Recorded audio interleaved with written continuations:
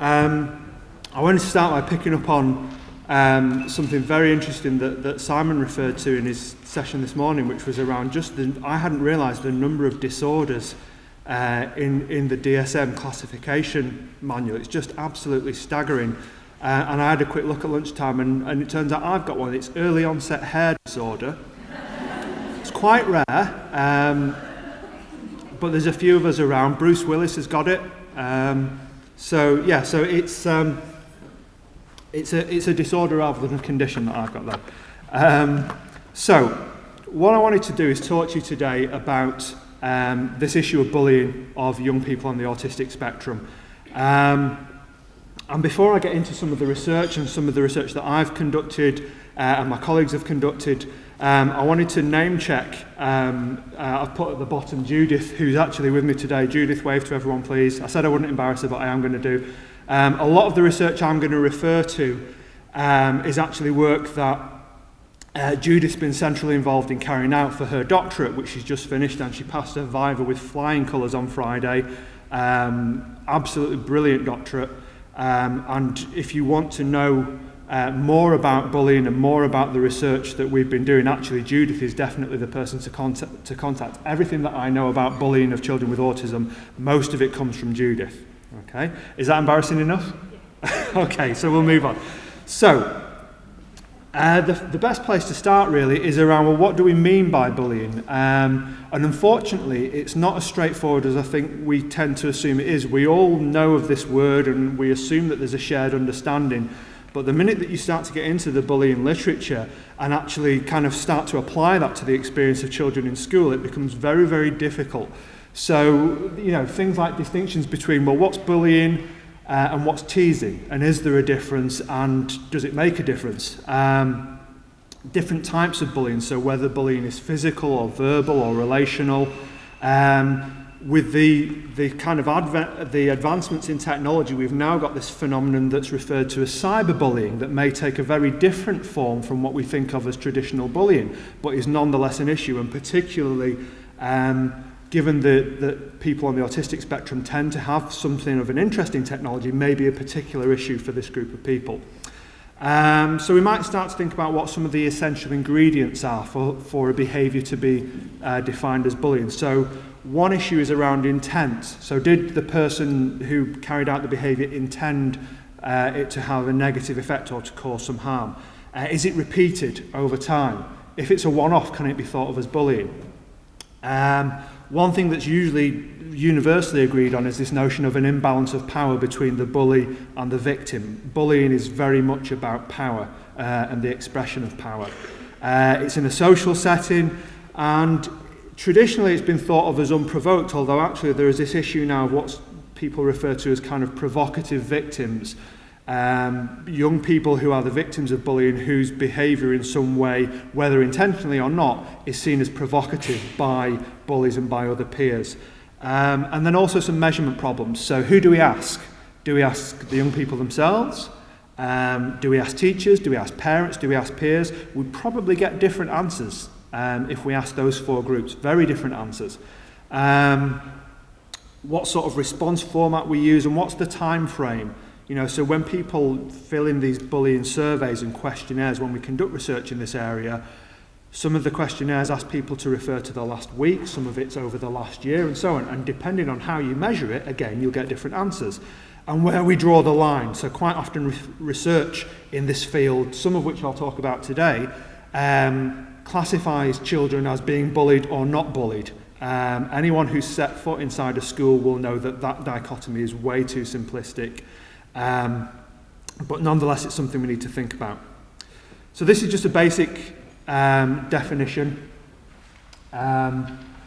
Pulls together a lot of the essential ingredients that I spoke about, but it's essentially a power imbalance. There is an aggressor or a bully, and there's a victim, and it results in perceived harm or perceived detriment to well-being, and it occurs over a period of time. The most useful kind of approach, I think, in trying to understand what the factors are around bullying is this kind of social ecological model. There's a very famous researcher and theorist called Yuri Bronfenbrenner, who developed this notion of kind of ecosystemic aspects of human development. So he said, if you want to understand any aspect of human development, whether it's bullying or learning to read or anything, that you need to consider the ecosystem within which the person is developing. And so if we want to understand bullying, the argument is we need to look at the individual, yes, who's being bullied or who is bullying, but we also need to look at family factors, factors in the classroom, peer group factors, and the interactions between those.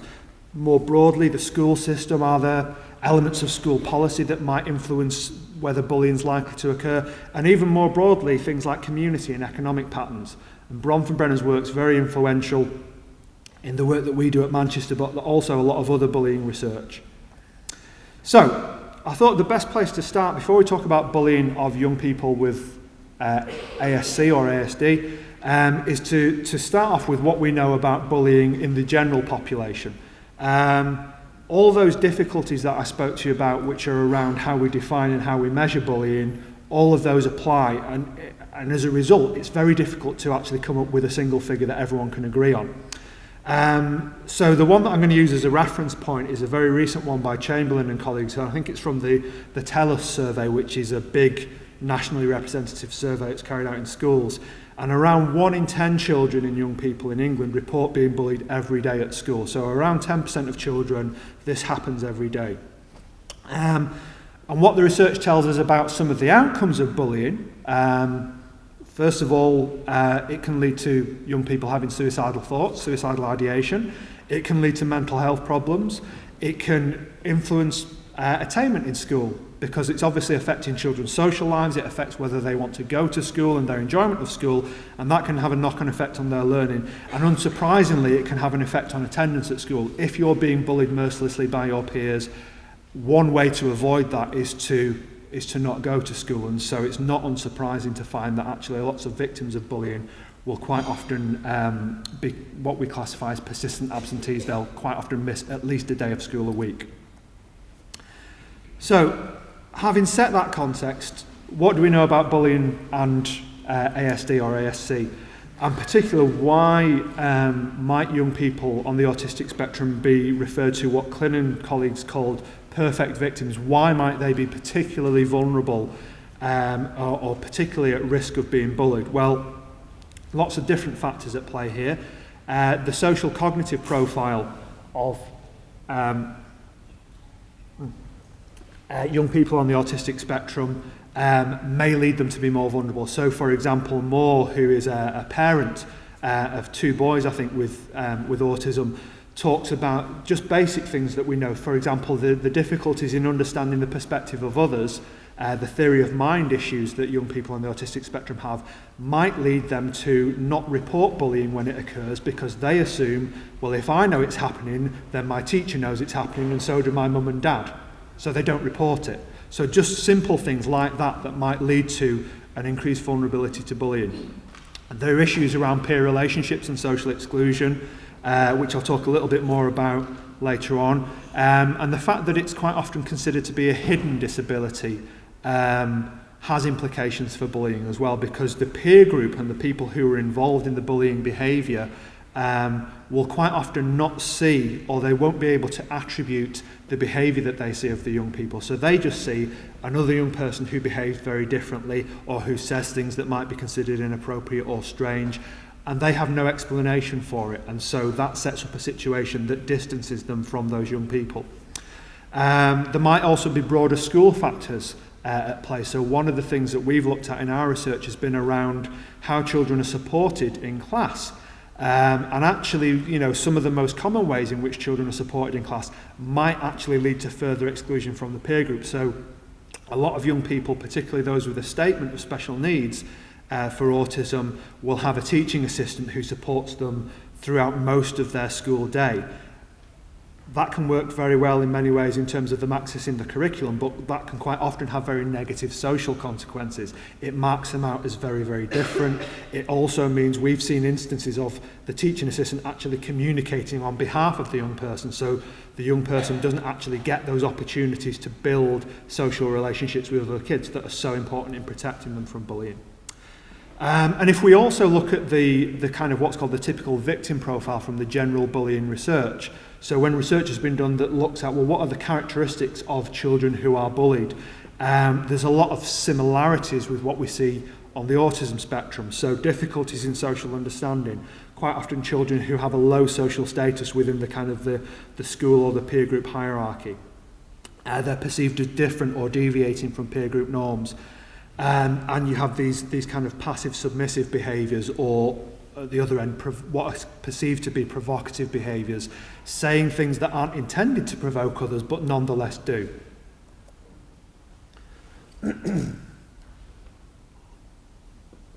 So I just wanted to highlight some of the things around peer relationships and social exclusion that might lead to young people being more vulnerable to being bullied. Well, social status, myself, Nora Fredrickson and her colleagues have looked at the kind of the sociometric status of young people on the autistic spectrum, found them much more likely to be rejected and much less popular than typically developing peers. When we've looked at peer interaction, so the way in which young people develop relationships that protect them from bullying, that happens through that everyday peer interaction, through friendship building.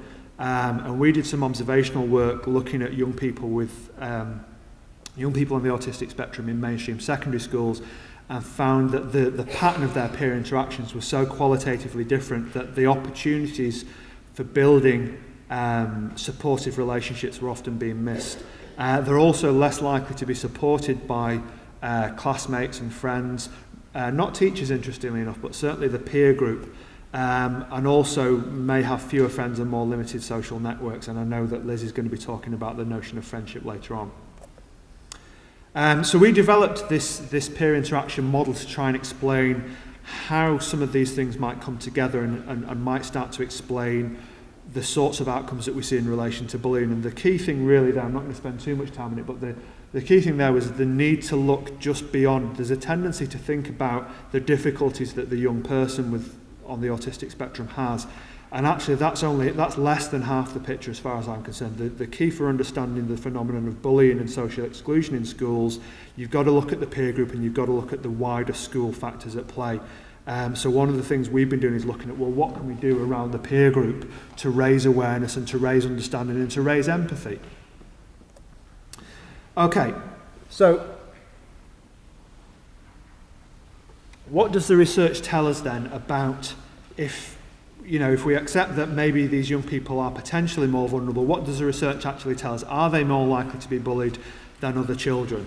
And a study by Wayne Scott and colleagues, Paul Naylor and Digby Tantum and other colleagues at Sheffield looked at that and found that yes, they were actually more likely to be bullied than typically developing peers. But then the question then that's raised is, well, is there something special or is there something specific about the nature of their autism, or is it just the fact that they have special educational needs? There are many other children who we apply different labels to who might also be more likely to be bullied. So one of the things that we did in our research at Manchester was start to look at children with autism, but also children with other special educational needs.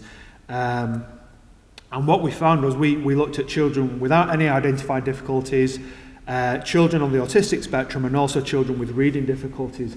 And what you can see there is it's about 3 times the frequency. So we asked children to rate the extent to which they experienced certain things happening to them. So we didn't use the word bullying. That was very important because there is this question around whether young people on the autistic spectrum interpret that word in the same way that other people would. So we just gave them examples of behaviours that we knew would be indicative of bullying. So somebody else calling them a nasty name, somebody else kicking them, somebody else taking their lunch money, etc. And it was about 3 times the magnitude of both children with reading difficulties and children with no identified difficulties. So the answer was yes, there was something very specific about ASD there. We also did, this is more recently, this is a study of around just over 10,000 children with special educational needs across the country as part of an evaluation project that we did for the Department for Education. And one of the things they were interested in that project was bullying and approaches to preventing bullying. And as part of that then we were able to survey parents and teachers of children with a whole range of special educational needs to see the levels of bullying that they thought their children experienced. And what you'll see there, the ASD group are second only to those children who are considered to have behavioural, emotional and social difficulties in both teacher and parent reports of bullying. So with the exception of those children who have behaviour, emotional and social difficulties, who actually quite a lot of those children will also have autistic type traits, the ASD group were head and shoulders above the others in terms of the likelihood of being bullied. So we move on to prevalence. Remember the 10% figure that I gave you, which is kind of fairly typical for the general population. If you look at the research that's looked specifically at autism, you can go anywhere from, Little, who did a study in the States about 10 years ago, 94%, this was a study, a parent survey, 94% and 75% of them in the last year. Reed and Batten, who did, this was for the NAS, I believe, around 40% of parents said their kids had been bullied at school, and anywhere in between. But the key thing there is that the figure is always much higher than we see for the general population. I mentioned Judith, who's here today, and this is some of the work that Judith has been doing, looking at different ways of, because we know there are these measurement problems. If you chop the data up in different ways, what does it tell you? And if we ask parents, we get higher prevalence than if we ask teachers. We also have some interesting patterns in relation to whether they are what we call pure victims or whether they're bully victims, so they're victims who also in turn then bully other people. Although those young people may not see it as bullying. We ask about frequency and we see some interesting patterns there. But again, the issue here is whichever figures you look at here, it is usually much higher than we see for the general population. Okay, so we know that young people on the autistic spectrum are more likely to be bullied than typically developing children and also other children with SEND. But that doesn't necessarily mean that all of them are bullied, and it doesn't necessarily mean that all of them are bullied, exposed to bullying to the same extent. So where we've started to move towards is looking at risk factors. What are the factors in a young person's life, either their individual differences or differences in the context in which they are being educated, that might make them more or less likely to be bullied. So some basic indicators from the early research. So in the little study I mentioned, the peak was around age 13. So children in early adolescence, that was when they were most likely to be bullied. Boys rather than girls in Reed and Batten's study. Also in that same study, children who went to mainstream schools were more likely to be bullied than children who went to special schools. But these are all rather basic analyses and there may be kind of confounds. So what we've started to move on to in the research in this area at Manchester and also across the world is start to look at combinations of factors simultaneously. So Sofronoff and colleagues who were working in Australia did a study looking at predictors of bullying among young people on the autistic spectrum. And the key thing that they found was this issue of what they called social vulnerability, which is something that's really rather common, I think, in young people with Asperger's and high-functioning autism, that kind of social naivety of kind of believing others to their own detriment or getting tricked into things. One of the schools that we worked with in a recent project, there was a young lad, about 14 years old, who had Asperger's, and one of the teachers told us about a group of girls who had started to tell him that one of them was going to be his girlfriend, and kind of started leading him to kind of think that this girl who was very popular and very attractive, that she'd said to them that she was going to be his girlfriend, and of course he believed this. And you can imagine what happens next. He goes up and starts talking to her about that kind of thing, and she basically tells him to, I won't say the word, but it begins with F and ends in off. And of course, he then gets very upset, terrible situation, he gets very frustrated, doesn't understand what's been going on, and of course, the frustration can lead to all sorts of negative behaviours. But it all started with that social naivety. And that Sofronoff and colleagues found that was a really strong risk factor. Children who displayed those sorts of difficulties in social understanding, much more likely to be exposed to bullying. Sturzin and colleague, this is in I think the States, looked at a range of factors. children with ADHD comorbidity, so children who also had attentional and hyperactive difficulties were more likely to be bullied. Another interesting one on that one is higher conversational ability. So they looked at the level of conversational ability, and the children who actually were more articulate were the ones who were more likely to be bullied. I think part of the explanation for that is two things. One is around the perception then that other kids have of them, that they don't talk like we do, they talk like a grown-up almost, but also because they had that really strong verbal ability, that children struggle to reconcile that with some of the behaviours that they exhibited that they found to be strange or odd. The work that Judith and I have been doing, we had around 700 kids, and we looked at kind of the exposure to bullying, so the extent to which young people were perceived to be bullied. We found particularly strong factor was behaviour difficulties. So quite often young people, particularly in a mainstream setting, will exhibit what we would call externalising behavioural difficulties in school, quite often just because of the frustration of the situation they find themselves in, but that is seen as a really strong risk factor, partly because it may be seen as provocative, but also because it may involve further distancing from the peer group.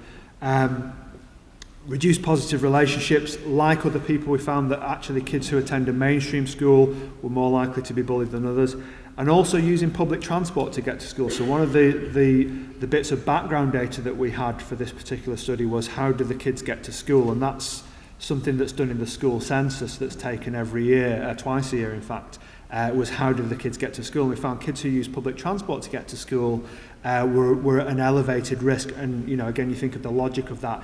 It's an unstructured, unsupervised situation, typically with very few adults around, so it's the perfect setting for a child to be bullied. And we also found older kids as opposed to younger kids were more likely to be bullied. And like the previous research, there was a peak in kind of early adolescence, late childhood, early adolescence, so kids in year 5 and kids in year 7 were the most likely to be bullied. We also looked at the same for parents and found similar sorts of things. The other one that I would point out there in terms of the factors that we found was children who are at what's called School Action Plus. So when children are identified as having special educational needs, they go through this kind of staged provision, which is changing as we speak because of the new government legislation, but it would typically go from what's called school action, which is where a teacher or a member of staff has noticed that a child is having difficulties in some aspect of their education and adjust their teaching accordingly. So they make these kind of what are called reasonable adjustments to their teaching. If that doesn't resolve the issue, then they move to what's called School Action Plus, which is where an external professional may come in and offer support and advice. So it might be speech and language therapist, it might be an ed psych, it might be whoever. And then finally kids who are go through an assessment process, and then they might receive a statement of special educational needs. And what we found was it was these kids right in that middle of the process, the kids at School Action Plus, who in the parent data were much more likely to be bullied. And our hypothesis around that was these are kids who are effectively caught in the middle and they just drop through the cracks. So their needs aren't considered complex or severe enough to warrant a statement, and the statement usually buys all sorts of support, quite often, like I said, a teaching assistant or other very intensive levels of support, but they have nonetheless the sorts of, kind of milder difficulties that then mark them out as being different from their peer group. So those children were particularly at risk. I'm just going to skip through because I'm just, again, looking at time. Just moving on to the experience of bullying. So one of the things that we've been interested in going back a long time, this is about 4 years ago that Sarah Lewis and I published this study, was what the young people themselves, what their experience of schooling is, and what the effects of things like bullying have on them. And one thing that I wanted to kind of highlight, especially following Simon's fantastic presentation this morning, was around the young person's understanding of their autism or whatever label that they've had attributed to them. And there was this discussion this morning around disorder, condition, and the connotations of that. And it made me think, actually, one of the things that we found in this study was we were interested in how the young people understand their autism. So we'd ask them, these were kind of, teenage, mostly very articulate young people. And it was interesting to see actually how, for a lot of them, there were very negative connotations. And when I think about it now, it's kind of, I wonder how much of that is in relation to this persistent use of the word disorder and the way in which it's communicated to the young people. So a lot of our young people would talk about being not normal, having a bad brain. One young person talked about a mental syndrome, being odd, being a freak. And like I said, it made me wonder around how much of that comes from the way in which, as adults, whether it's as parents or as teachers or as professionals, how much of the language that we use and the discourse that we use actually rubs off on the young person in terms of their understanding of themselves. That said, we had young people who, as we've seen today, were able to recognise the strengths that they had and the things that about their autism that made them very unique and were considered to be exceptional strengths. So, experience of bullying. So what we found, and again going back to Judith's work, we did some case studies alongside the quantitative stuff that we did, and some of the key things that came up. The key one that I want to highlight is about relationships. That came up in our quantitative data, and it came up qualitatively as well, was around this notion of relationships within the school and the way in which relationships can be a real protective resource for young people who are particularly vulnerable to being bullied. We also asked young people in one of our other studies around how they respond to bullying and whether they actually make use of the usual systems of support that are available within school. And one of the key things that we found with the group of young people, we spoke to about 36 young people, was around quite often they knew what support was available, they knew that there was a policy that you should report it and that teachers would intervene and so on. But a lot of young people had decided very early on in their school career to not do that, to go it alone, because they tried a couple of times and had essentially been rebuffed by the teachers. What he's doing isn't bullying, so just grow up and get on with it, kind of thing. Because they'd had that early unsuccessful experience, they just decided, well, that's not a resource for me, so there's no point in actually reporting it to grown-ups or to teachers. They also, one of the key things was around their relationships, again, going back to relationships, their peer relationships, and actually having somebody in the peer group who they felt, was there for them and could support them. That was a key resource for these young people. It wouldn't necessarily prevent the bullying, but it would help them cope with it, and it would help them deal with it, having somebody that could advocate for them, and particularly, again, if they felt that communicating with staff wasn't an issue. Okay, some of the outcomes before I move on to intervention. All the stuff that we've seen in the general bullying research amplify that tenfold for young people on the spectrum. School refusal, changing, missing school, diminished social skills and relationships. If you're bullied, if you're a young person on the spectrum and you're being bullied, it's going to reduce your motivation to engage with the peer group. And if your motivation to engage with the peer group is reduced, those opportunities for social interaction and for practicing and building social skills is diminished. So it's a cyclical effect. So the less interaction there is, the less opportunities for developing social skills there are. The lower the social skills, the more likely these young people are to be bullied. So it becomes this kind of cyclical process.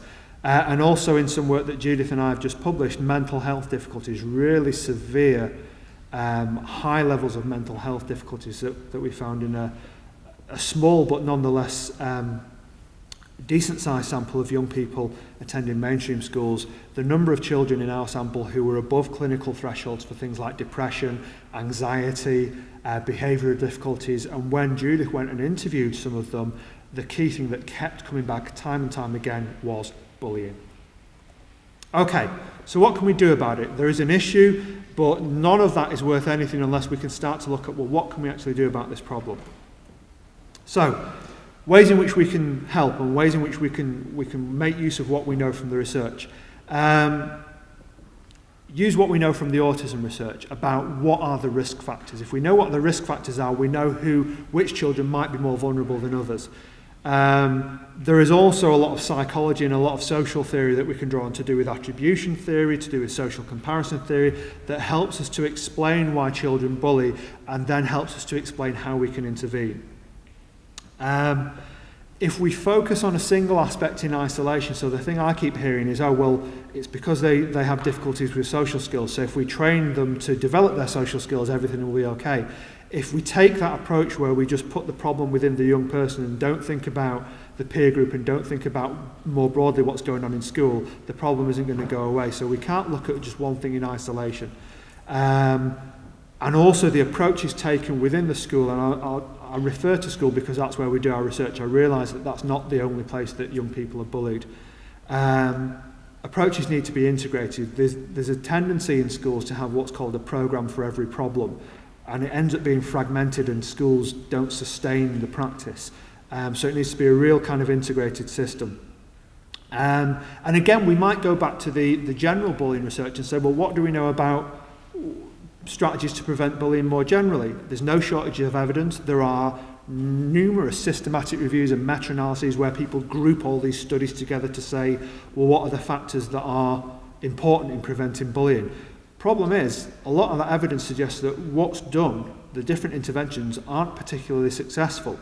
They tend to influence knowledge and attitudes rather than actual bullying behaviour. So children who've been part of an anti-bullying intervention within a school, they'll talk and they'll report improved attitudes that they see bullying as unacceptable, but then you go and observe in the playground and they're still kind of cornering the child and kicking them, and So a lot of these interventions affect people's attitudes and knowledge, but they don't actually change their behaviour.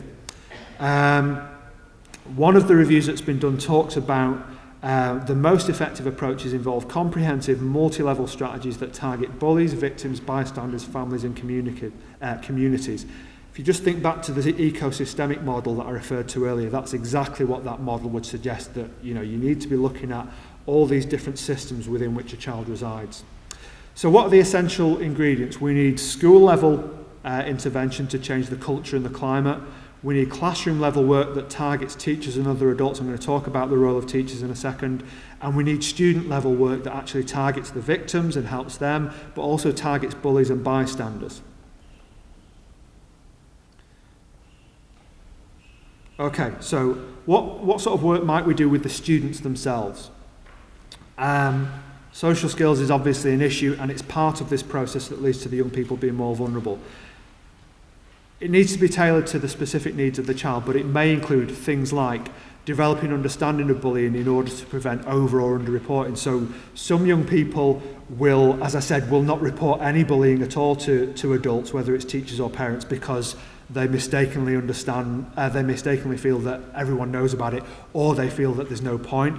But also some young people that we've worked with will over-report it. Almost anything that another young person does towards them, they perceive as being bullying. So actually developing an understanding of what might be bullying behaviour, what might not be, what might be intended as kind of harmless teasing or as kind of banter, particularly among anyone who's got adolescent boys or who's taught adolescent boys will know that a lot of the ways in which they bond is that they take the mick out of each other. But it's around the difference between that and something that's intended to harm. Developing understanding of social cues, so that issue of social vulnerability that I spoke about earlier. Identifying areas where the young person might be more vulnerable and providing avoidance strategies. So things as simple as how do they get to school and does that make them more vulnerable, those kinds of things. Role-playing bullying situations and teaching response strategies. And also teaching just real generic prevention strategies. So things like safety in numbers. If you have another young person with you, you're much less likely to be the victim of bullying than if you're moving around the school on your own. Okay. I'm just going to move on to just keeping an eye on the time. Some of the examples from the research. So some colleagues in Canada did some social skills training work with young people with an ASD. Usual kind of model, weekly sessions of around an hour looking at different skills and building them up. And one of the key things in this study was around responding to bullying and teasing and actually giving the young people strategies that would be effective rather than strategies that would actually just increase the magnitude of the bullying. And they found significant effects on some of the key variables that we know would be important. Peer group. As I said, there's absolutely no point in doing any of the work in skill building with the young people if you're also not in tandem raising awareness in the peer group. So real basic study, but one that's really informative about how the kind of the social psychology of people's understanding of autism works. So Campbell and colleagues did this really interesting study. They showed videos to other children of a child. It was a child actor, but behaving in a way, doing things that we would associate with autism. And they split the kids into two conditions. In one condition, they just provided descriptive information. So they just essentially narrated the video. This is Joe, he is 8 years old. Joe is banging his head against the wall, or Joe is sitting on his own, or Joe is doing X, Y, and Z, just literally describing the behaviour. In the other condition, they provided explanatory information. This is Joe. Joe is 8 years old. Joe has autism. Autism affects the way that we understand the world, particularly the social world. People with autism can struggle to do X, Y, and Z. These are the things people with autism might do very well. That explanatory information, real basic, okay, but just providing that little bit of explanatory information. And what they found was providing that explanatory information improved children's attitudes, it improved their behavioural intentions across all grades. So if they asked things like, how likely would you be to play with Joe? And they found that in the explanatory condition, kids were much more likely to say that they would be happy to play with that young person. And girls were more responsive than boys. So just that little bit of information giving can make a hell of a difference. Teachers and support staff. So again, work with the young person or young people, work with the peer group, but also work with the teachers and the adults within the school. This is a quote from a parent of a child with Asperger's who said, "You, the teacher, can make a huge difference, positive or negative, in the way other students view a child with AS. Be careful not to set a tone that gives others a license to bully that child." Couldn't agree more. Some of the things that we've seen in schools, teachers hold a lot more influence than I think they maybe realise in terms of the way in which they behave towards particular pupils does set the tone for which the peer group will work with them. Some of the key teacher qualities that, this is again from this parent study, have a positive impact. So being tolerant and being accepting. So there are times when young people on the autistic spectrum will display behaviours which challenge the kind of classroom rules. But actually being tolerant and being understanding of that. And encouraging differences in individuality. So actually looking at, again, the theme of this conference, which is around the notion of difference, that actually difference is a really positive thing that we should celebrate, and that people who are different shouldn't be excluded and shouldn't be, that we can make it a positive thing. Overcoming these initial impressions and recognising that the usual will not work. So actually a lot of the ways in which young people on the autistic spectrum prefer to learn and prefer to be in the classroom actually challenge the ways in which teachers will think about, the way that I teach, the way that I've been teaching 20 years. Well, it may not be good enough, or it may not be appropriate for this young person, and actually being adaptable. One of the qualities of a really good teacher is being really adaptable and showing empathy, respect and liking. Those sorts of behaviours and those sorts of attributes other kids notice, and it makes them think differently.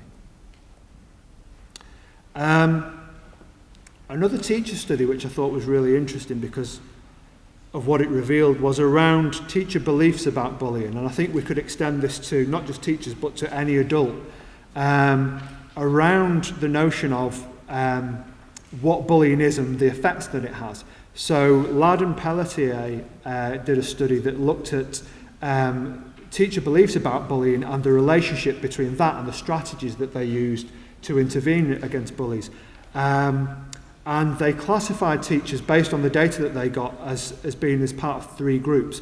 So normative teachers felt that bullying was a normal part of growing up, that it was something that every child experienced, and that actually it was just a rite of passage, that this is just something to get on with.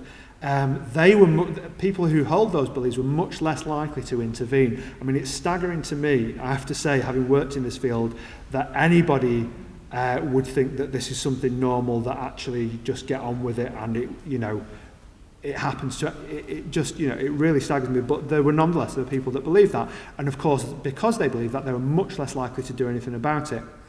Assertive teachers felt that it was a problem of assertion, that the reason that you're being bullied is because you're not standing up for yourself. So the way to actually deal with it is actually to just say, well, again, sorry to use the metaphor, pull your socks up, get on with it, and you stand up to them and it will stop. Sometimes that works, other times it makes things worse. The third group were avoidant, so they talked about it was a serious issue, and actually one way to avoid the exposure is to work out ways in which you can avoid being in a situation in which you're exposed to bullying, so things like stay out of their way. But those teachers were also much more likely to intervene. So teacher attitudes and adult attitudes make a difference as well. Okay. I just want to highlight, so one piece of work that we're carrying out at Manchester at the moment, which we're very hopeful about, is starting to pull all of this together. So I mentioned these three key groups of people: young people themselves, the peer group, and the teachers and support staff within a school. So we've taken those three elements, and we've got about 4 schools in Manchester that we've worked with before who have really excellent practice in this area. And what we're trying to do at the moment, Wendy, who's one of my researchers who's doing her PhD with me, is actually looking at trying to distill what those schools, because there are some schools that do really exceptional things in relation to including children and preventing bullying. And what we're trying to do is see if we can work that into some kind of model that we can then trial in schools. So Wendy's working on this at the moment and looking at social skills training that includes input on bullying, raising peer awareness and understanding in a really kind of sensitive way. One of the key things that we found as we've been working with schools is that first of all, some young people on the spectrum don't want others to know that they're on the spectrum, so you have to kind of handle that with a great degree of sensitivity, and that also you don't have to do it in that kind of really kind of sledgehammer way of saying, this is John, everyone knows John, don't you? Yeah, well, John's autistic, so be nice to him. That doesn't work either. Okay, but educating young people about difference with that as a starting point, and then kind of moving towards autism and moving on towards those kinds of things, kids work it out for themselves and things work a lot better. So alongside that, training of teaching assistants to support the peer awareness and the social skills, and also facilitate social interaction. So rather than them actually being a barrier between the young person and their peer group, part of the role in supporting the young people is actually stepping back sometimes and just being there when the kids really need them. So that's something that we're doing at the moment that hopefully will have an impact. Very, very final, because I realise I'm out of time now. General stuff to do with school culture and climate. The ethos of the school. Like I said, this respect for diversity and difference, and actually seeing it as a very positive thing. And that's got to come from the top. That's got to be from the leadership of the school all the way down. Zero tolerance as well. Again, kids learn very quickly. If there's zero tolerance for things like bullying, and they see that bullying won't be tolerated, they'll very quickly change their behaviour. Staff have got to model the values, and this issue that was mentioned this morning about raising expectations of what young people on the spectrum can achieve, all of that contributes to a much more positive school atmosphere. Final thing I want to end with is the bottom line. This is from the States. As I was researching, putting together this, I came across this. This is a boy in America with Asperger's who was bullied to the point where he took his own life, unfortunately. And it's just not acceptable. And you think back to some of the research that suggests that some adults think that this is just something that happens and it's a rite of passage, and that it's something that you should be able to deal with. Clearly it's not. And this, the fact that this has happened once, I'm sure it's happened in this country as well, but the fact that it's happened suggests that, to me, something needs to change. Thank you very much.